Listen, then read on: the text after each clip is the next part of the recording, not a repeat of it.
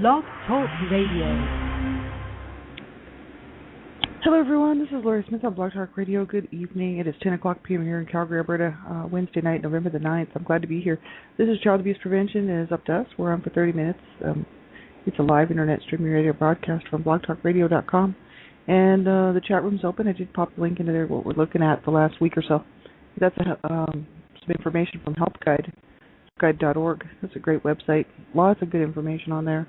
If you go to the abuse topics, you can find all kinds of information for survivors and for, just child abuse prevention information, just all kinds of good stuff. So they're a not-for-profit organization, helpguide.org, and you can use their information as long as you give them credit. I like them. Their information is pretty good. It's very concise. It's simple. It's just to the point, and they sort of cover lots and lots of different types of topics relating to abuse. So that's what we're looking at. Thanks everybody for being here. I appreciate it. I'm not a counselor or therapist to say this on every show, and I'm just a private citizen really paying to do my shows here on Blog Talk Radio. I'm just a public speaker speaking out against child abuse, standing up for child rights, and I have my own healing journey here in the morning, one child abuse survivor to another. So, I'm just talking about abuse, and the topics of abuse can be very sensitive. They can bother people. You have to know what's good for you to listen to, and you have to be aware of what's going to make you uncomfortable. It is ultimately your discretion. So if you think the topics of abuse might bother you, please turn the show off, You have to know what's good for you to listen to. It is your discretion. And young children under the age of 18 and younger, I just ask that you have permission to listen to my shows. My shows are not for younger children. There's a lot of adult, mature content on my shows. They're not for younger children. And if you're 18 and under, have an adult listen to the show with you. I know I didn't have a parent who cared about me or what I was doing. And, so I know that there's young people out there who don't have a parent who cares about them and what they're doing. And so if you have anybody like a teacher, neighbor, somebody you trust, that is trustworthy, you can just have them, take a look at the website and take a look at my stuff and see if they, think it's appropriate for you to be listening to it, right? So I appreciate that. Learn how to keep yourself safe online. Once in a while I do a show on internet safety for children, and I have done in the past, and I've been on here almost 2 years. Like this November 17th is really my 2-year anniversary, but the 22nd is when 2 years ago, November 22nd is when I started doing the broadcasts here on Blog Talk Radio. So it's almost 2 years, and I actually set up an anniversary show for the 22nd of November for 2 hours. I'm just going to talk about my new book mainly, One Child Abuse Survivor to Another, The Journey, and also just talking about, what this show really meant to me and what it represents, as far as my view and take on child prevention goes, and what we really need to see out here, and what people are doing. People are doing some great things. I just wanted to be one more voice, and a combined total voices is better. And it's unfortunate that you can't find, like I try to get involved with other people's stuff too, but I figure the more people out here, the better. Like if you have a voice and you feel like you can use it, and you just want to make a positive impact, something that's going to make a difference for children out here, get involved, do what you can, right? You can do Blog Talk Radio for free. I actually pay so I can have a premium account, right? But, you can have a free Blog Talk Radio program, and you can just get on here and start talking, right? We need everybody's voice in on this, right? I've been really, gratefully and humbly asked to join TALK, TAALK, Talkathon, the second annual Talkathon from TALK. And that's just an amazing opportunity, really, to speak. I'm one of over 40 speakers that'll be on the 19th and 20th of November, and it's a 24-hour talkathon. And you can register to be, if you want to tune in to certain segments of the actual shows. You just have to go to the website, and I'll give you all that information at some point here. I think I already have passed it on, but I'll pass it on again for sure. But the more people talking about this, the better. We can't talk enough about child abuse. And the reason being, not very many people want to hear about this stuff. I didn't want to hear about it. I didn't want to know about it.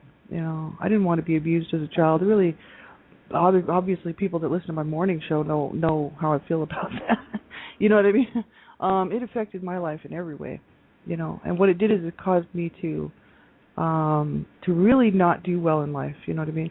And people would say, well, that's your own choice as an adult. But those choices I made that weren't very good for myself were because I was abused as a child, see. And so this is the real issue. This is why we have such a huge prison population. This is why we have huge problems with children dying and ending up in the morgue, because people who have been abused will go on to abuse their own children. Not everybody. Not everybody. That's a fact. There's lots of survivors out there who have had children who have been the best parents ever because they don't want to do what have they don't want their children to suffer what they went through, right? But my parents were both abused as children and went on and abused us. So the cycle does continue on sometimes, and the cycle of abuse has really got to stop. It's not right. It's not right at all, and it's just so important that people get involved. Nobody, so many people just don't want to hear about it. They really don't, and I understand. It's not a fun topic. It's not something fun to talk about, and yet it's something that we have to face. It's something that I have to face every day, and I know lots and lots of, because of what I do, I know lots and lots of survivors. And through my lifetime, I've known so many people who were abused. Lots of my friends when I was growing up, I knew were abused as children and were abused as teenagers, and it was part of my world. It's part of my life, so it's really no wonder that I would be speaking about this, right? But I just decided to get off the couch 4.5 years ago because I was going to kill myself. I wasn't necessarily suicidal, but I was planning my suicide. Then I was going to self-injure, and I was back to the same old place I had always been, in a depression and just feeling really down about what had happened to me as a child, and feeling so much pain in my heart. I couldn't take it anymore. I couldn't take the pain. You get to that point. I don't know if I'm sure there are people out here who can relate to what I'm talking about, and then others that can't. You get to a place where life isn't worth it anymore. You know what I mean? And that's why a lot of people will kill themselves, because they just feel like, okay, I can't do one more day. Like it's too painful. And it's the cycle of this, depression that will take people out. And it's a harsh way to have to live, you know what I mean? And I'm so glad, and this is why I do my shows here, and I really fight for suicide prevention, because, I'm glad I made the right decision to get some help. You know what I mean? That was probably the very best thing I could have done for myself 4.5 years ago, was to say, you know what, I'm getting help. I don't care. The shame is not mine. It does not belong to me. This whole shame and stigma of being abused, and I have to remain quiet, and I got to remain in the closet, and I got to remain hidden away, because nobody wants to hear about it. Nobody wants to know about it. And I thought, no, there has to be support out here. There has to be support out here, and I have to reach out. If I need to get help. And so 4.5 years ago, I decided to reach out and get some help, and that's what I've been doing, and it's made all the difference in my life.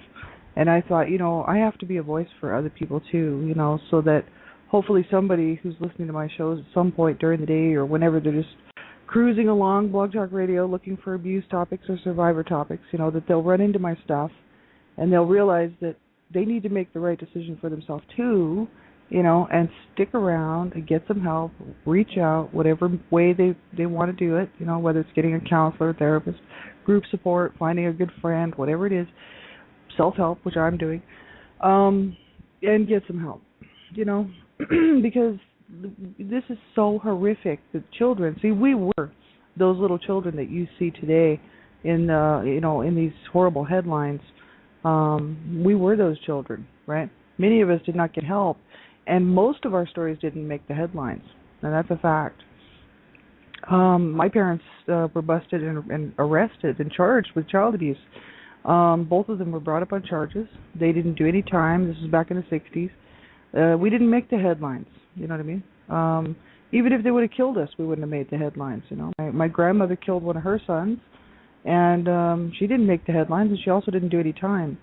And, abuse a lot of times, runs rampant in families, and there's no headlines. There's nobody speaking out for these on behalf of the children. And so many times children will slip through the cracks, even though, Child Protective Services is involved, right, which was the case in our case.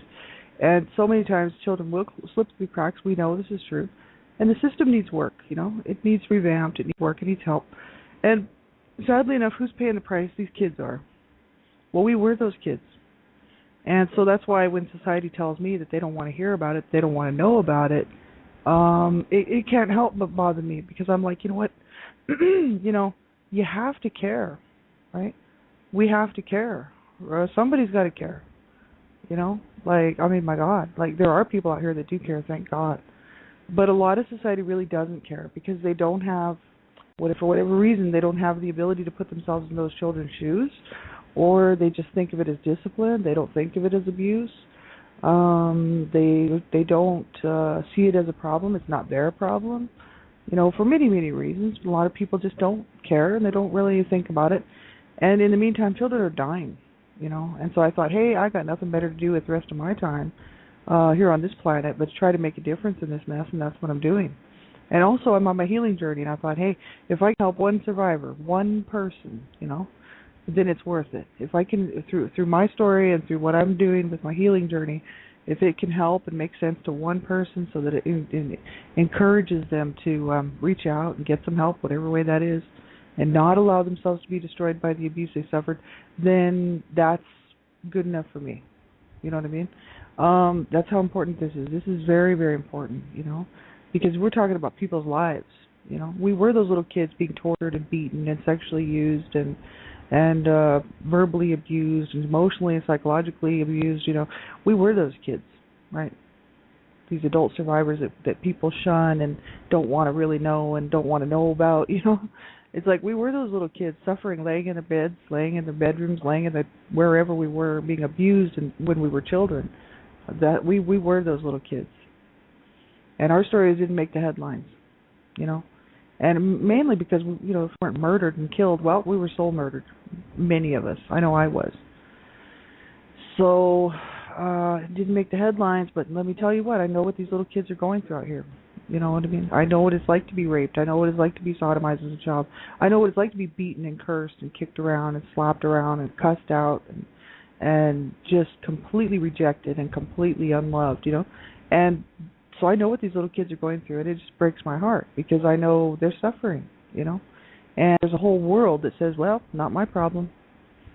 And that to me is just a really pathetic way to be, you know what I mean? Like, it is our problem. It's everybody's problem, And it should be. We need to care about these little kids out here and do something. But, of course, it's not going to happen overnight. It's going to take generation after generation, right? And I talk and talk and talk about this stuff. But it's because it's the truth, It isn't going to happen overnight. It's going to take a lot of work to fix this system. And, of course, kids are going to die tonight. Won't be able to save them. Too bad for them. And tomorrow night, too bad for them. The next night, too bad for them. It's so incredibly sad. You know what I mean? Like, it really is. But yet we have to remain proactive and stay focused. And, it's like, no, let's just keep on going. Let's just keep on going. We're not going to be able to get to these kids here tonight in the next 10 generations. But, man, in the next 20 generations, maybe we can make a difference in this mess. You know what I mean? And that's what I'm shooting for. I mean, as long as I've got time on the planet, I'm going to write as many books as I can. I'm going to do as much public speaking as I can. And do as much work as I can to help survivors, to help not just survivors, but also to help change this mess for children out here. And I'm just one person who's, along with all the other advocates and public speakers out here who are doing this awesome work. So that's why I just wanted to add my voice to support them, because we need everybody's voice in on this, And it does make a huge difference. And we need everybody to become educated, regarding the issues that surround child abuse. And we need everybody to protect their children. Protect your own children, and if your children have lots of playmates, protect them too. Do the right thing, and this is just it, because children are suffering, and this is the bottom line. Children are dying, and this is what we need to stop. You know what I mean? So I thought we might take a look at Help Guide again, just talking about child sexual abuse, because this is where we kind of left off. And child sexual abuse is just absolutely horrific. Like, I've done a lot of talking about child sexual abuse lately, and that's because I finally faced my demons. You know what I mean? I faced the abuse that I suffered as a child, the sexual abuse, and I didn't want to have to face that. You know what I mean? Like, I had locked that away, for a long, long time. I knew what happened to me. I mean, I knew. It's not like I didn't have cognitive memories. I was 8 years old. It's just that it was horrific, and I was it was a violent assault, and it was my brother, and it was horrific. It wouldn't matter who it was, when it was, where it was horrific, and so it doesn't matter when it was, where it was, you know what I mean, or who it was sexual assault.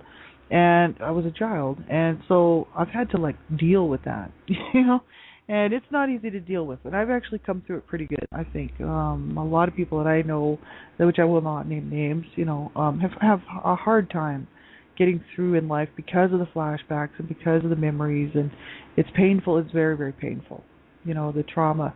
I think the reason it didn't affect me all as badly as maybe it might have somebody else is because I was already being abused, physically and emotionally, psychologically, verbally by both my parents. And I've witnessed a lot of sexual violence between my parents already. And so when my brother sexually used me and raped me and sodomized me and tied me up and bound me and gagged me, it was just more abuse on top of more abuse, right? I didn't really consider it to be very much of anything different, except for just more abuse. Except for what really bothered me was that it was my brother, and I love my brother. I couldn't understand why my brother would hurt me like that. You know what I mean? Because my parents were my main abusers, right? And so it just was like it kind of it was very shocking, that it was my brother. And I actually for a long time wanted to believe that it was my dad because I really had a hatred for my dad for many years. And I just wanted to fake myself out that it was my dad, until I was about 13 and my brother was killing himself, and I was talking about this not too long ago, and he was talking to me on the phone while he was dying in the bathtub because he slit his wrists and he was bleeding to death, and he was talking to me about how he enjoyed my body and all this, and he was going on and on about sexual abuse, right, and that the sexual assault really, what he had done to me as a child. And I couldn't believe that that's the only thing he could think about while he was dying. So it freaked me out, and I was like, oh my God, it was my brother. That was like, because in my mind I really wanted to believe that it was my dad because I hated my dad. And, this is the thing. It was very damaging. Absolutely, it was very damaging. And very, very hard to deal with, you know what I mean? So I didn't want to deal with it. 6 months, about a year ago, I started to just barely deal with it and realized I was going to have to deal with it. And otherwise it was just going to haunt me for the rest of my life. And the last 6 months I made some huge progress with the help of a friend, Gypsy Witch, which I won't name her real name. But Gypsy Witch, my good friend in Australia, really was the biggest part of my healing journey as far as that went, because she was taking me through some pretty painful stuff, but was with, I wasn't really on my own.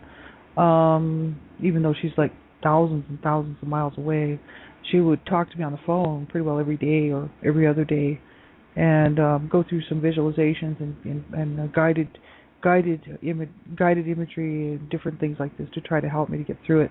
And it was very helpful, absolutely. But I finally had to face it, and so I faced it in the last 6 months. I mean, I made huge progress. And so, it's amazing. The issue is that will always be there.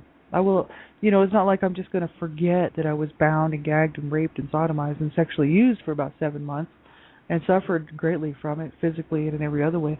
And that I can't have children, right? Because my body was just because I was raped as a child, right? So the damage was done, and I was told as a couple of different times that I would not probably be able to have children because of that, right?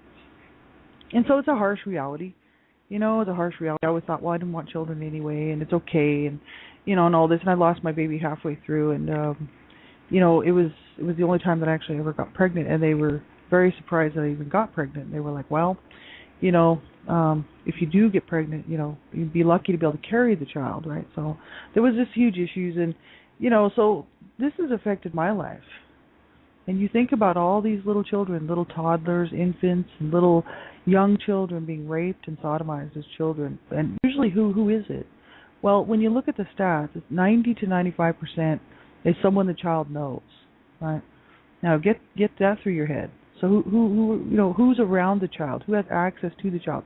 That's who's committing 90 to 95% of child sexual abuse in whatever way it is.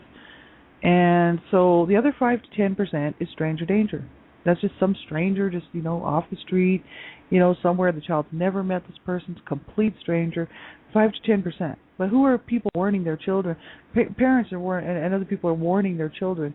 Watch out for stranger danger. They should be telling kids to watch out for grandma, grandpa, mom and dad, brother, sister, cousin, aunt and uncle, second cousin, right? people really need to wake up to the and it's not like people don't know that family members abuse children sexually, their own children or a child within the home, because this has been going on since time began. But people don't want to face it, see. And I mean, I told my mother after my brother had sexually abused me, I actually told my mother because I had a serious infection and I was really sick and I was in a mess actually. And I decided to tell my mother. I couldn't take any more. My brother had sexually abused me like 3 times, and I finally decided to tell her because he had threatened me that if I did tell, that he would hurt me, he would sodomize me again, and I didn't want to be sodomized again. And so I didn't say anything. But after the 3rd time, I was like, no, I got to tell because I was just a mess. My mother actually told me she didn't want to hear about it. It wasn't her problem. It was my problem, and I was going to have to deal with it. And I was just like, I didn't push it with her. My mother was my main abuser, and I had just suffered some beatings from her previously to that. And I was just like, oh, my God, she's not going to help me, And my dad was crazy. He was trying to kill himself running down the freeway and stuff. So I didn't really want to tell him because he was just not going to pay any attention anyway because he was suicidal and trying to kill himself. So I was like, oh, well, not going to get anywhere with that. So, I was stuck on my own with my brother, my 21-year-old brother, sexually using me for 7 months. And, this is what happens to children. And people in families like to think that this sort of stuff just doesn't happen, but it does. And people just like to think that there's no possible way that grandma or grandpa could sexually use a child like their own grandchild, or that a mom or dad could sexually use their own children. Well, they do. And the sad thing is that a lot of times they tape it on video, they put it on the internet. There's a whole lot of sick people out there. You better believe it. And there's a whole world that says, well, that's just their own problem. That's just their own thing. Well, what about those children that are being sexually used? What about them? That's my question. Is like, what about me? You know what I mean? This is not okay. It never will be okay. And we need education. We need the level of education to come up, a few notches, because people are still not educating their children properly. It's not like you have to sit there and tell your children, oh, you have to just not trust anybody. You can't trust your mom, can't trust your dad, can't trust your grandma and grandpa. You know what I mean? You can't be doing that. You have to appropriately show them the whole stuff about the good touch, bad touch, and my body belongs to me, and all this stuff, but do it appropriately. You know what I mean?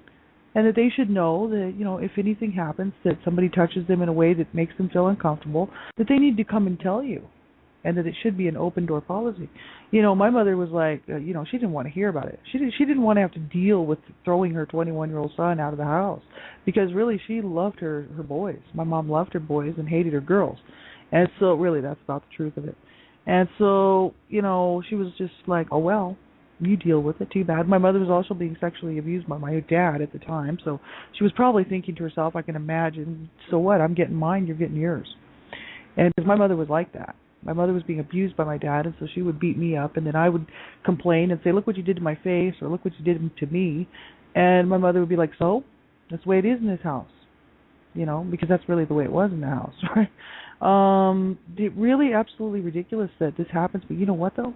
I know that my story is not special, and I know that there's more people out here who have suffered like this, and I know for a fact that I'm not alone in this. You know what I mean? Like, that's why I'm not out here trying to tell my story is just so horrific, it's the most horrific. No. I grew up with kids who lived in worse situations than I did, and I actually had it pretty good compared to some of my friends.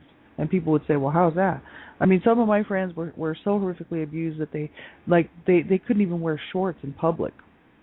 Now, they couldn't even wear, like, swimsuits. You know what I mean? Just too scarred and too damaged and, absolutely horrific. You know what I mean? Yeah. So my story's not special, and the issues, I know there's people out here who have been through so much, and yet we have a society that says, oh, well, not my problem. No, it's everybody's problem. You know what I mean? And it should be, because this is not right, and we need to change this. The only way it's going to ever change is if people stop saying, oh, well, it's not my problem. It's like, it's got to change. It has to change like now. You know what I mean? I wish that I had some clout and some money, you know what I mean? Because I'd be making a whole lot more noise and doing a whole lot more work, to get this message out to people that it has to change. It needs to be on national TV. It needs to be on national TV all the time. But you know what? That will cut ratings, people will turn the channel because they don't want to see it. They don't want to know about it. Why? Because they probably have raped their child or they beat their child that night, and they don't want to see some story or some thing on the TV saying, "Oh, do not abuse your children, don't sexually use your children," because they're doing it. You know why? 1 in 3 girls and 1 in 4 boys will be sexually abused under the age of 18. Well, who's doing the abusing? It's about 40% the parents or the caregivers. It's 38 to 40%, and then the other 30 odd percent is a close family member, whether it's a sibling or aunt and uncle, relative, somebody who's really close to, like a close relative, right? Grandma, grandpa, right? People just think grandparents don't sexually abuse, but they do, and this is absolutely really pathetic. It really is. And then nobody wants to know that. Why? Because they probably have a sexual offender in their home. Right, but they're not going to say anything because if they do, well, who's going to pay the bills? Like if so and so ends up getting put in jail, well, who's going to pay the bills? So they just allow the abuse to go on. Or they don't want to confront the abuser because out of fear or shame or something. Who knows? Absolutely not okay. Not okay at all. And until we can educate people enough to realize that children are not sex toys, that their bodies do belong to them, and that no one has the right to sexually use or do anything sexually to a child. Period. End of story. You know what I mean? Like, no one has that right. No one. A child is not a sex toy, and children should be allowed to be children and grow up and define their own sexuality on their own good time, with their own peers. Not grandma and grandpa or mom and dad or brother and or sister. Like this is absolutely incredibly wrong, and we have a whole society making excuses for child sexual predators and people who do sexually abuse children. Well, they didn't know they were abused too. I don't care. That's no excuse. It's really not. And it's not okay, right? And there's laws that say it's not okay. Thank God, But yet we have a society that's still doing it, right? We have a whole sick society that is still getting their jollies off and abusing children sexually, which is a crime. It's a crime. Thank God for the laws. That's why I'm all pro-law, you bet. And so, it's incredibly wrong. Like, we need to change the level of education. That's why I keep talking about this all the time, because it's so true. I'm not the only one talking about it. I mean, there's people talking about this nationwide. If you actually start looking around at who's talking about what. The level of education has to come up. It's just not where it should be, because otherwise people would realize that it is wrong to sexually use a child. There's a whole lot of people out there that think it's okay. There's also a lot of people out there that think it's okay to batter their children and to sexually, to verbally, emotionally, psychologically damage their children, and they think that's fine. Right? And there's a whole society that says, oh, well, that's just life, poor kid has to grow up like that, but that's just the way it is. It's like, well, as long as we're going to keep saying that's just the way it is, then it will never, ever change. See, because my mother used to tell me that. She'd be like, that's just the way it is. You take it. I'm dishing it out. I'm kicking your ass. You're going to take it. As I'm bleeding on the floor. You know what I mean? Like, this is what society's telling me today. Same exact thing. Oh, well, just the way it is, So that's why it's so important for everybody to get involved, because there's a whole bunch of people that won't. And there's a whole bunch of people that really don't care about children, and they really don't care that a child's being abused and that a child's life is being ruined, and if they aren't killed and murdered, that they very well might go on and kill themselves later on as adults. Or they might go on to perpetuate the cycle of abuse. Or they might just go on to perpetually abuse themselves as adults, right? And this is not okay, and it's not right, So we have to do what we can, right? If you have a voice, be sure and use it, If you got time, donate it. But whatever you do, get involved, whether it's locally, nationally, internationally, but just get involved to be part of the change, right? Because that's what we need. Have a great night, everybody. We'll talk to you later. I'll be back on tomorrow morning, One Child Abuse Survivor to Another. I didn't have a show this morning because I didn't have one scheduled, so somehow I missed that. But anyway, I'll be back on tomorrow morning, One Child Abuse Survivor to Another. Same time, same place, 6 o'clock a.m. And then I've got a guest coming on my show on Sunday, Patrick Dottie. And Patrick is a survivor of horrific situation where he's lucky to be alive, actually. John Wayne Gacy he raped him and in a bathroom, in a public restroom, when he was a child, and it affected his life, his whole life. But he's a survivor, and he's come through it, and he's doing really well. And he's got a website called We Can Stop Bullies. And Patrick Doherty, I hope you will tune into this show because it's going to be amazing. He was on Bill Murray's show too long ago, but he speaks nationally. He's been speaking on national television stations. The guy, he's getting some exposure, and he's a real nice guy. I hope that you will be sure and tune in for that because it's going to be very informative. And I've got some other guests and stuff lined up too eventually here. So I'll be sure and let you know what's going on there, and you can check my show page and whatnot. Have a great night, everybody. Do what you can to stop child abuse, right? We all need to get involved, like everybody. I hope that people will, just continue on, raising their voice, more and more people getting involved all the time, because that's what we need. I'm glad I finally got off the couch and decided to get involved, right? Because this has got to change, right? Have a great night, and we'll talk to you soon. Bye-bye.